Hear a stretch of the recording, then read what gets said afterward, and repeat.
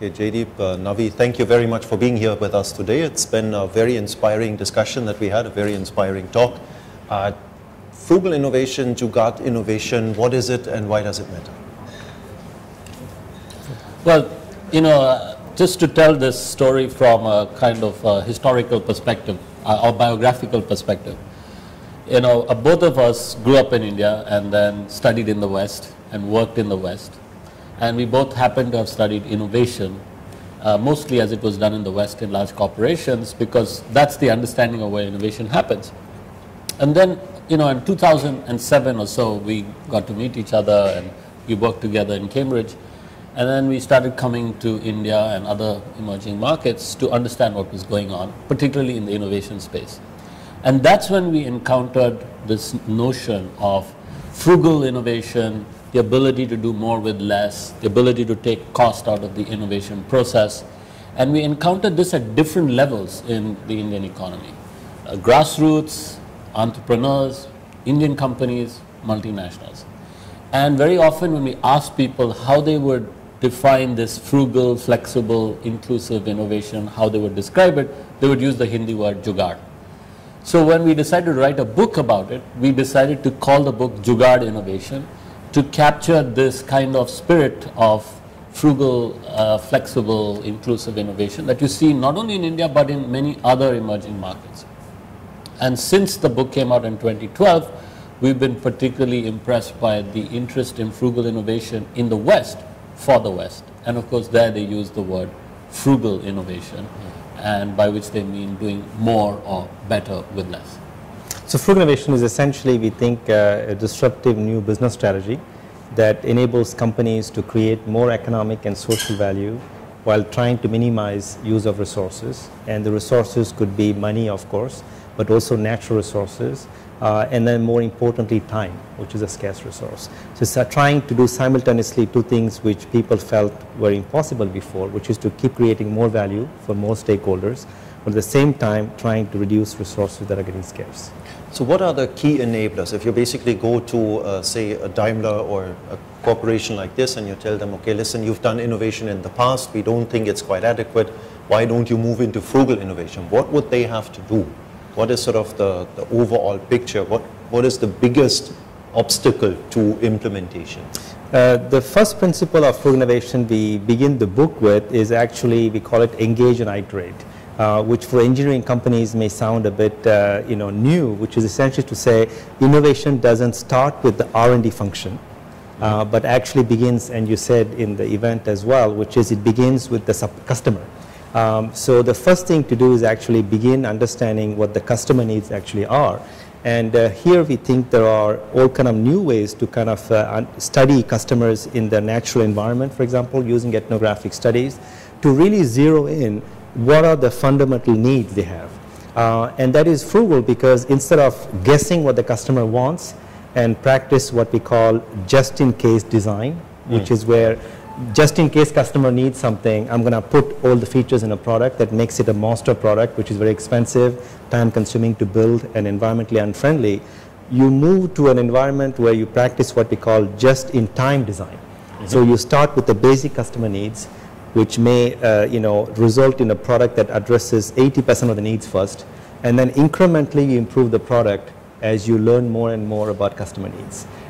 So this approach of just-in-time design is frugal because you don't have to overdo everything, and you can incrementally improve. You're basically creating the functionality and the value that the customer needs rather than the complete universe of opportunities, which typically in the West is the sort of the domain of engineers. That's what many of them like to do. So definitely an important part. What else are some of the features that one would have to look at?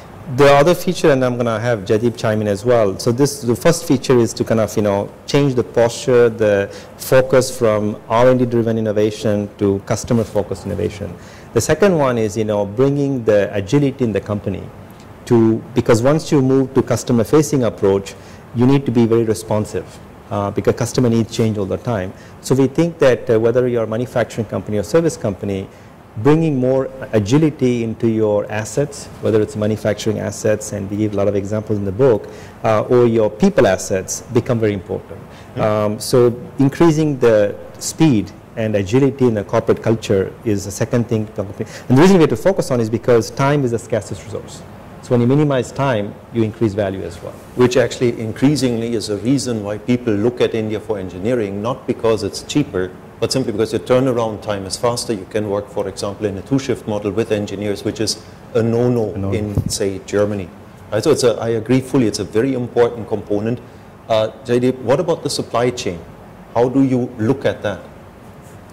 So before I answer the question about supply chain, I just wanted to add to this point about culture change. You know, really, Frugal Innovation is offering a completely new model of innovation for the Western large corporation, where the old model was a very structured, expensive, and potentially insular one.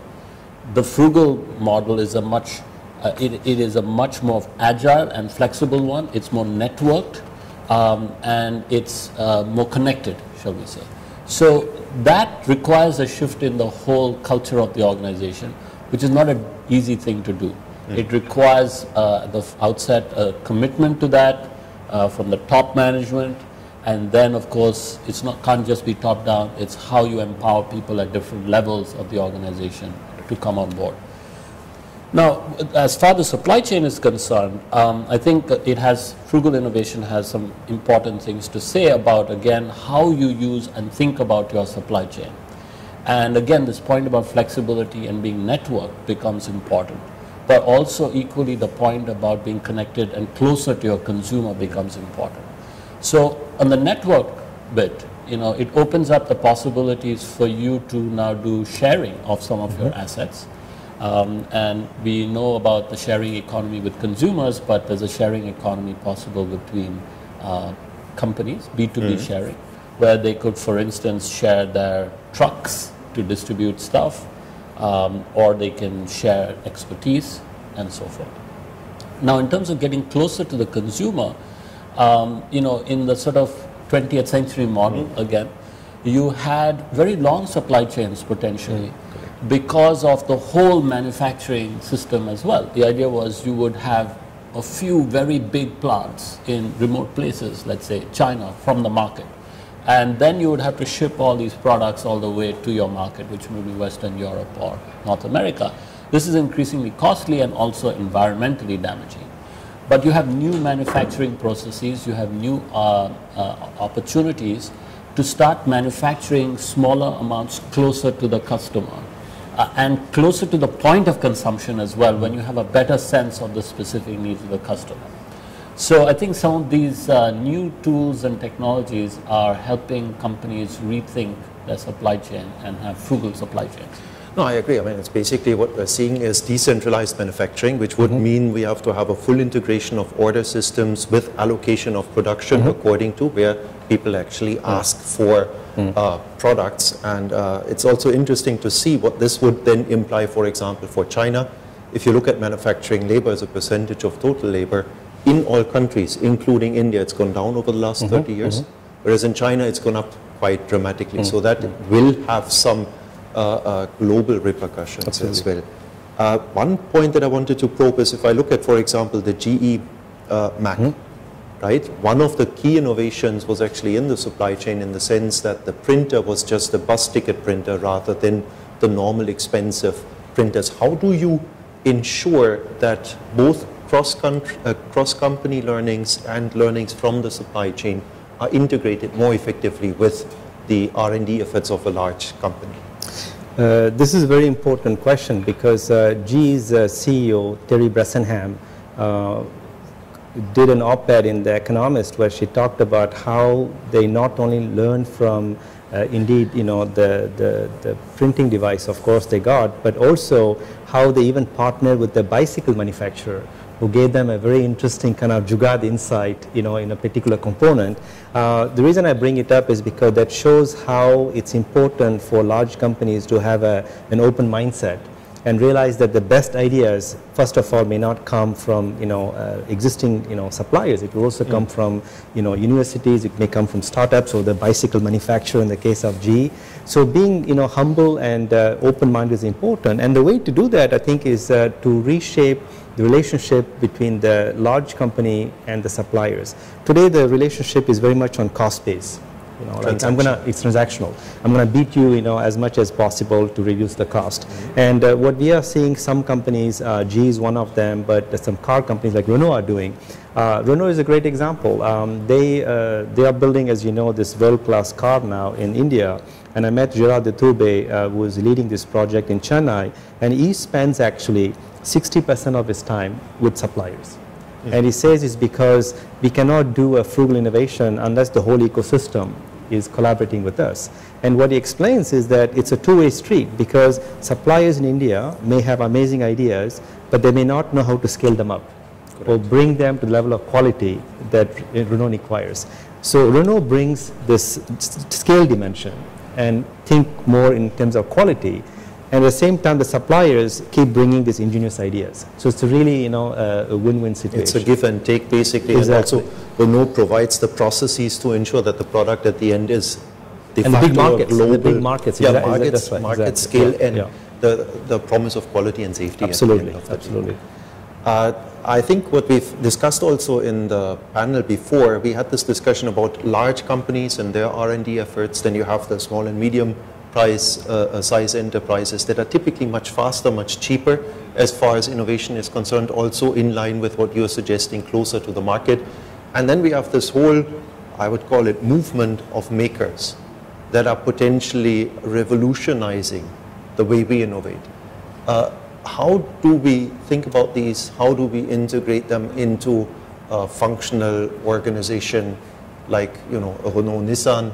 And how do we ensure that we actually scan the opportunities that are available around us in an effective way? So I can give you two examples that come to mind. One is an example from the US, an example of a company called Quirky, which is a startup which crowdsources innovations. So anyone, you or me, could go on their website and suggest a new idea, which others in the community then vote on. And Quirky selects the most popular ones to take forward. They have basically a workshop somewhere in Manhattan where then they build prototypes of this. They have 3D printers and so on. And then eventually they might outsource the manufacturing, but will place those products in retail outlets and online as well. So they have partnerships with retailers, with retailers. And whoever came up with the idea in the first place gets a part of the return. So this is very much that business model. Now, take a company like GE. And GE, let's say, has air conditioning, a line of air conditioners, and they say to themselves, well, we need to revitalize this line. We need innovation in this line. We could do it ourselves, or maybe we could ask Quirky to help us. So they go to Quirky and say, can you help us? Give us some ideas. Quirky says, sure. As it happens, there was someone who suggested an idea, a maker, you could say, or an inventor, for air conditioners to Quirky, and it was very successful in their community. And the idea was simply that, this person would go to work every day in Washington, D.C., where it would be quite hot in summer, and he would see all these apartment buildings with air conditioning units left on during the day so that people could return to a cool apartment in the evening. He said, this is silly for the environment or for them. We could have an air conditioning unit that you could control with an app on your smartphone, and you could turn it on and turn it off whenever. So he suggested this idea more or less at the time that GE got in touch with Quirky, and they now have a partnership, GE with Quirky, and the returns, they have this product, is very successful, and some of the revenues go to the original inventor. No, I think that's a very good example.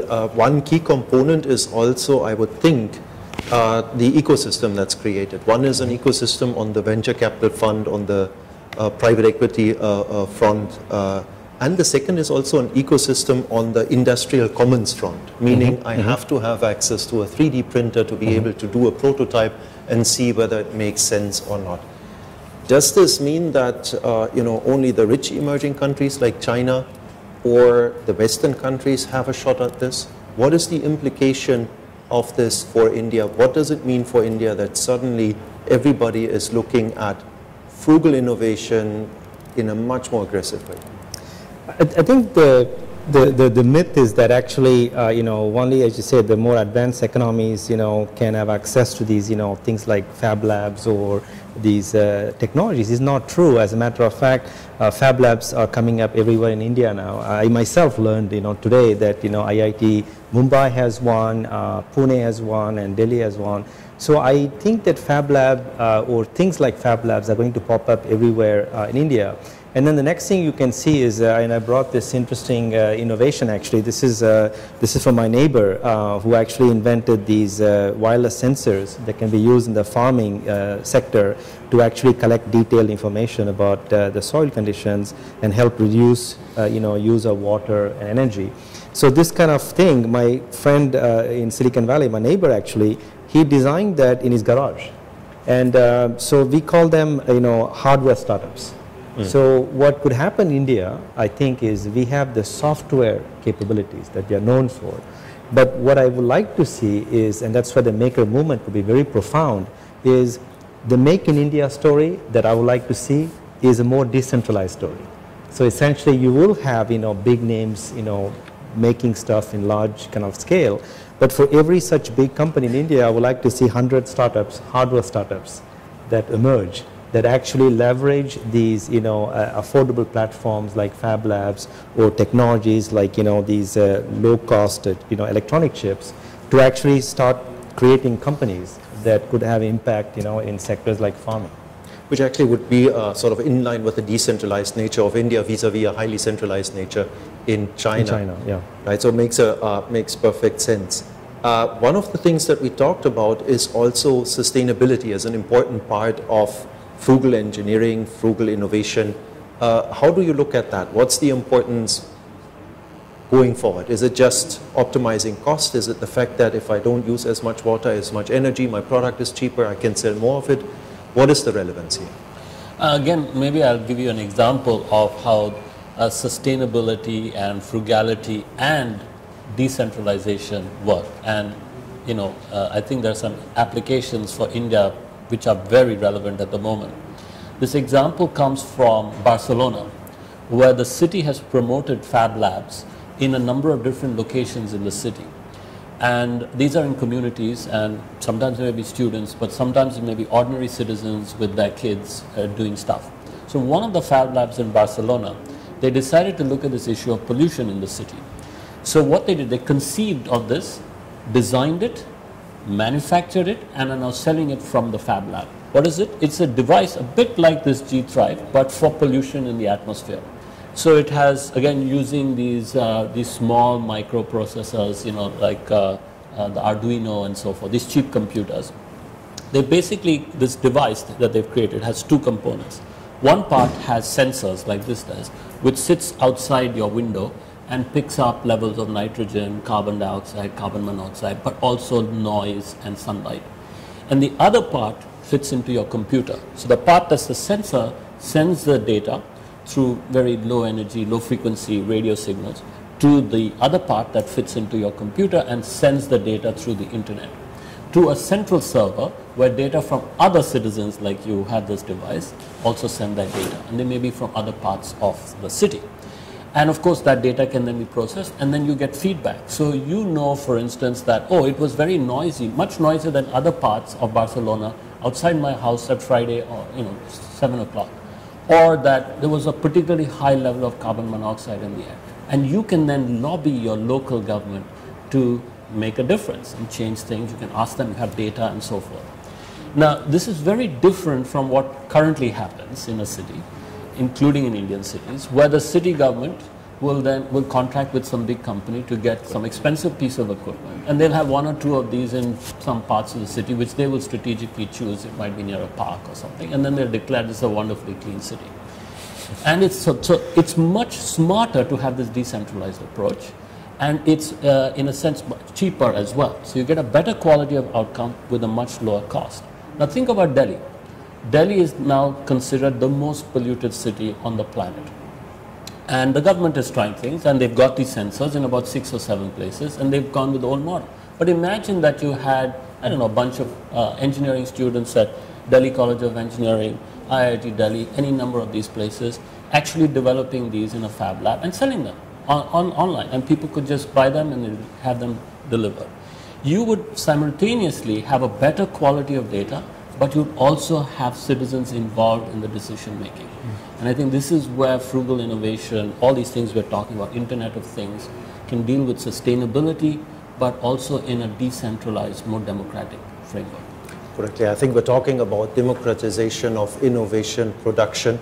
I think something that will enable citizens, which may potentially scare governments and may scare large corporations, because we're talking about a fundamental redistribution of power in an economic system. I think one of the nice examples which ties into what you just mentioned is the Design for Change Foundation, where they basically have the idea of having government change enacted and then measured by women in every taluk. They have basically an NGO that has 4,500 women in every taluk of Maharashtra, and their task is then to basically see, did XYZ actually get executed on the ground, which again increases the responsibility and the accountability of government, which is exactly what you were talking about with those sensors. Can I build on the sustainability front on the corporate side, so that because what is also happening is that if you look at a company like Unilever today, they serve about 2 billion consumers. They aim to serve another 2 billion consumers over the next 10 years. And they estimate that at the rate at which they consume resources today, they will need at least 2 more planets to fulfill the demand they aspire to fulfill. So clearly this is not a very sustainable strategy. So they had this plan in 2010 to double the revenues by 2020 while reducing the environmental impact by 50%. So why they do that? So to answer your question, there are a couple of factors. One is that certain resources are getting scarce or expensive, and oil used to be the biggest concern, but now water and wood is becoming, for example, a big concern for people like IKEA, for example, the leading wood product supplier. So clearly you have to find a way to rein in the raw material cost and the scarcity of that. So that's an economic reason. Then the other reason is that they also find that when you make a product more environmentally friendly, it actually also reduces supply chain cost. Making packaging smaller actually reduces the number of fleets you need, fleet trucks, you need to distribute the product. But then beyond the economic motivation, what we suspect is going to happen is that sustainability will become the differentiation to attract next generation consumers, especially young people. We want to buy brands that are environmentally, socially responsible, but also new talent, especially young people who want to work for companies that are environmentally responsible. So I think the advantages of becoming sustainable, one is economic, another one is actually more on the talent side. So the human resources actually are the most valuable resource. So if you want to retain the best talent, sustainability becomes an important lever to pull. Exactly. Actually, it would be reversing the trend. In the past, people designed larger openings for shampoo bottles because then consumption would go up. So now it's basically the company that provides you the right amount of shampoo that will win the battle for talent and hopefully the battle for customers. And that's why we call it do better with less instead of doing more with less, which is changing the consuming patterns as well to show that actually there is a better way to consume. And in the West, one of the challenge we have is when people talk about frugal innovation, the people will react to us like, does it mean consuming less? We are not saying consume less, but consume better. And consume adequate amounts. I mean, I don't have to run an air conditioned 24/7. Exactly, that's right. I think those are some very basic things that need to change in terms of behavior as well. Yes. If I may add to it, I think one of the very interesting things that struck me when we were writing the book is that companies can, and many are doing whatever they can to reduce their footprint because it's in their economic interest to do it.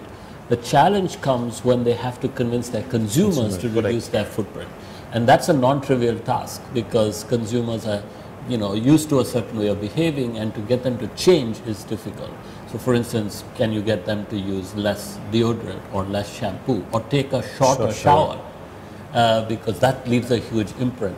Or not, for instance, boil a whole kettle of water when they just want to make a cup of tea. So that's when you get into behavioral and psychological kinds of strategies when you're marketing your solutions to also educate your consumers about how to consume frugally. Exactly. It's basically about minimizing your own personal CO2 footprint. Absolutely. Now, coming back to India, I think over the last 20 years, probably one thing that has happened in the country is rather than just being a body shop, we today have a lot of engineering capability. We have people who've been, take automotive, in the automotive industry, designing cars or parts of cars for 15 years.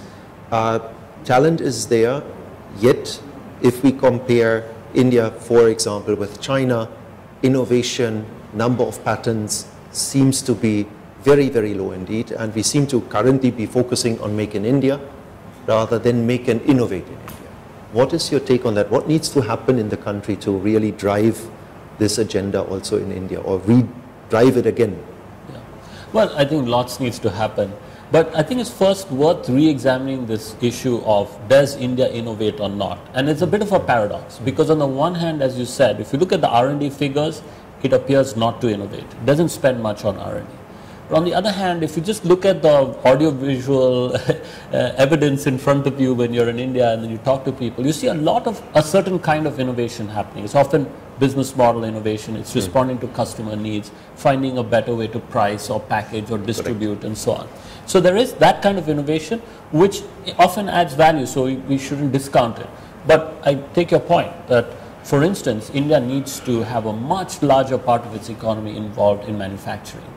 And therefore that requires more capital investment, it requires perhaps more technological innovation, which perhaps requires more spending, but maybe cleverer spending rather than just throwing money at it. So now what needs to happen for that to happen?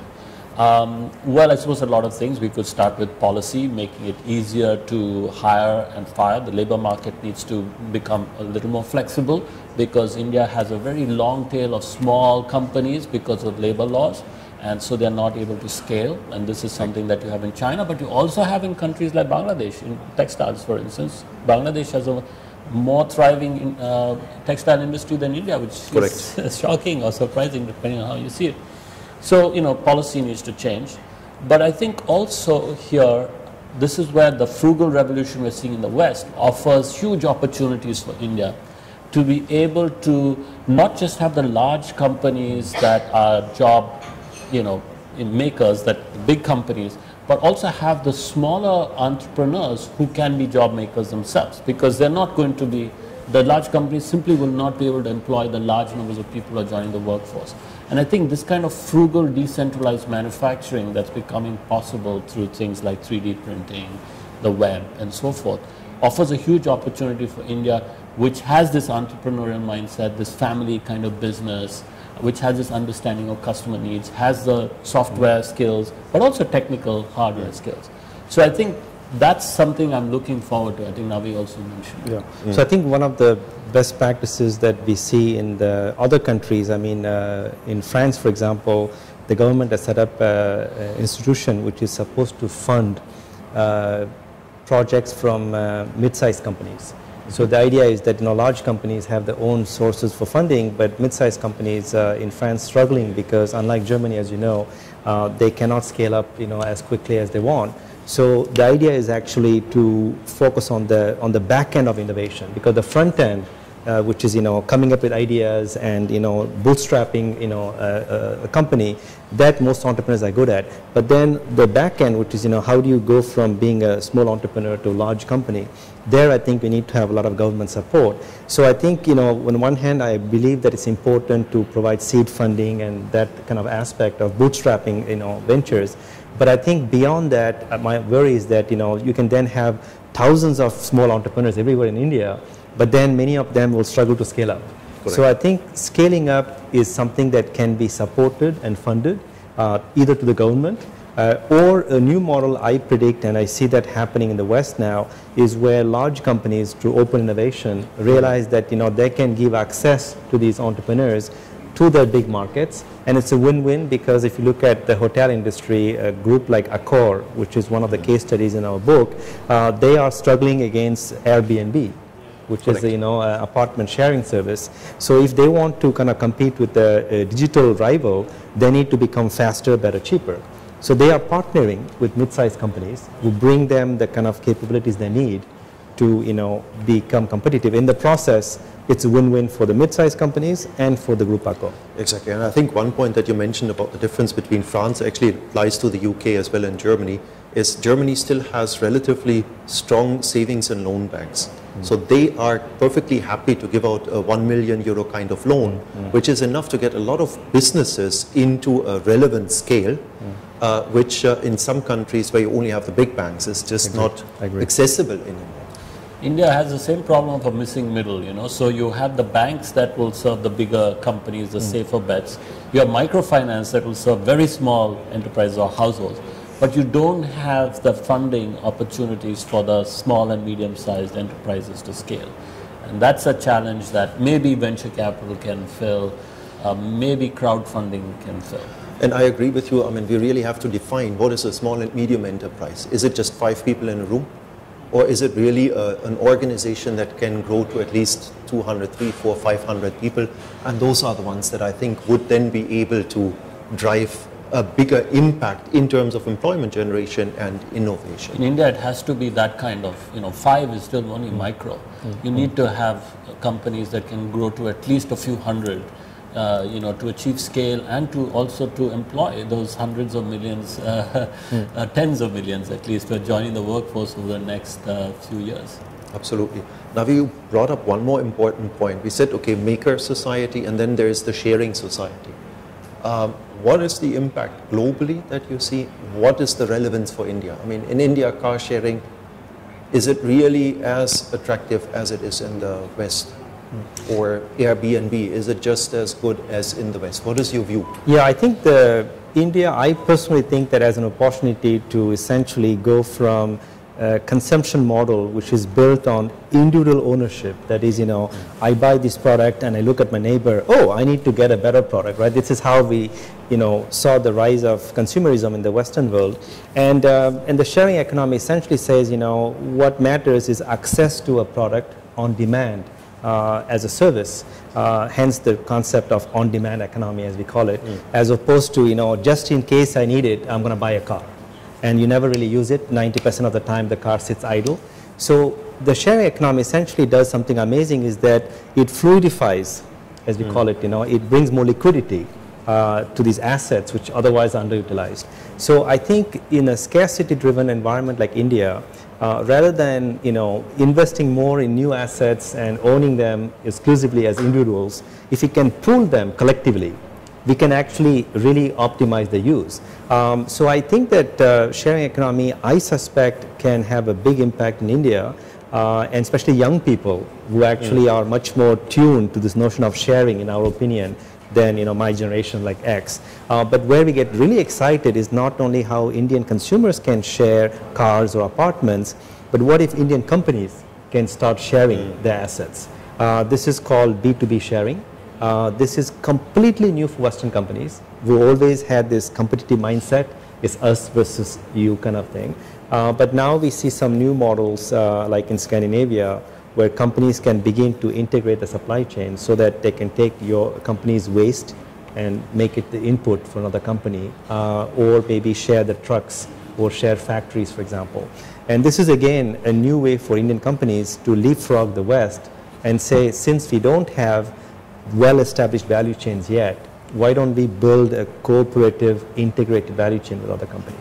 But, I think to your point about Indian society, I remember when I was growing up in India, because of the lack of resources, people are used to sharing things. I mean, including your home with people.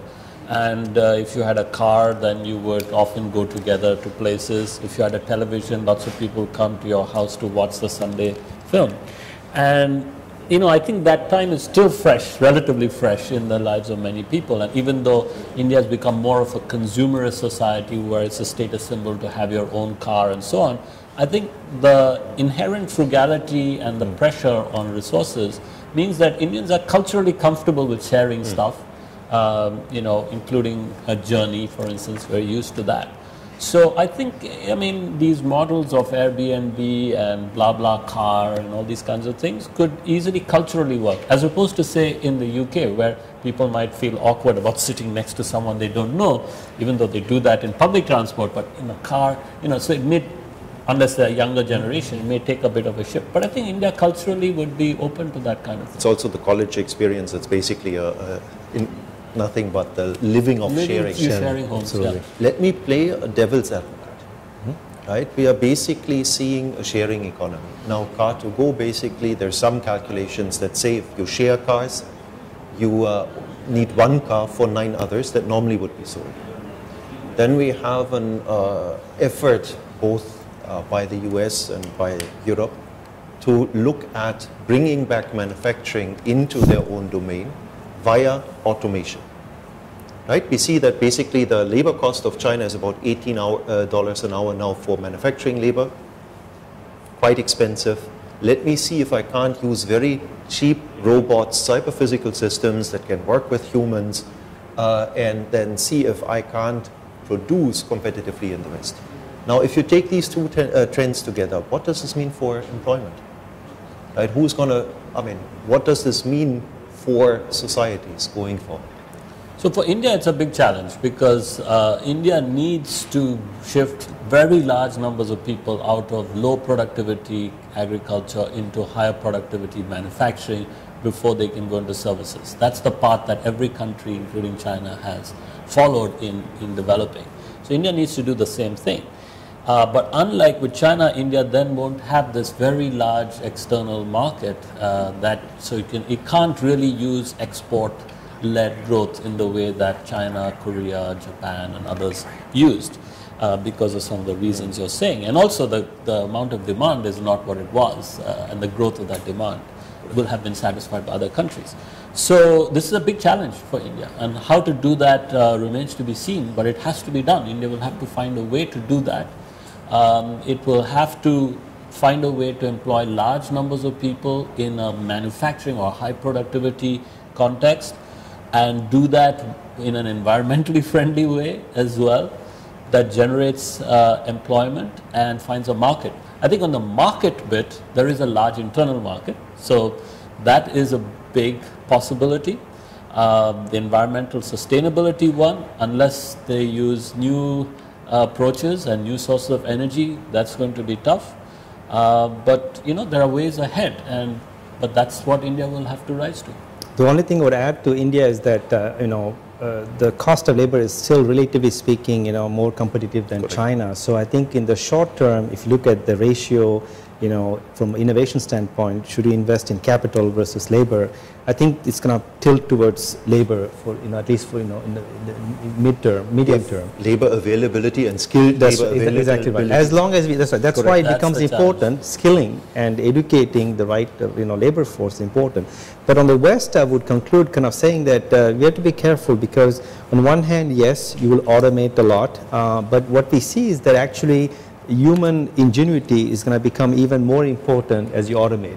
And a good example in our book is Ford Motor Company, which is, you can think about Henry Ford and adopting Taylorism to automate as much as possible. And now the pendulum is swinging the other side. Now they are saying, we need to create like a big tech shop, like a makerspace in Detroit, where actually they give the power to the employees to go and tinker. And the notion is because the more you automate, the soft skills that humans excel, design and the collaboration, etc., need to be fostered in order to come up with, a good-looking car, not just a car that is made faster, better, cheaper. So they did that in Detroit, and they increased the number of patents by 100% at Ford without having to invest more in R&D. So it shows that on one hand, you can have cost efficiencies achieved through automation, but if you really want to innovate around design and customer empathy, etc., I don't see a robot doing that in the short term. We don't have a software bot yet. We have software bots that write articles. I think exactly. Design and innovation is probably another 20, 30 years down the line. Jaideep, Navi, thank you very much for being with us. Our time is unfortunately up. It was very nice talking to you. Thanks for coming. Thanks for hosting us. Thank you. Okay? Perfect.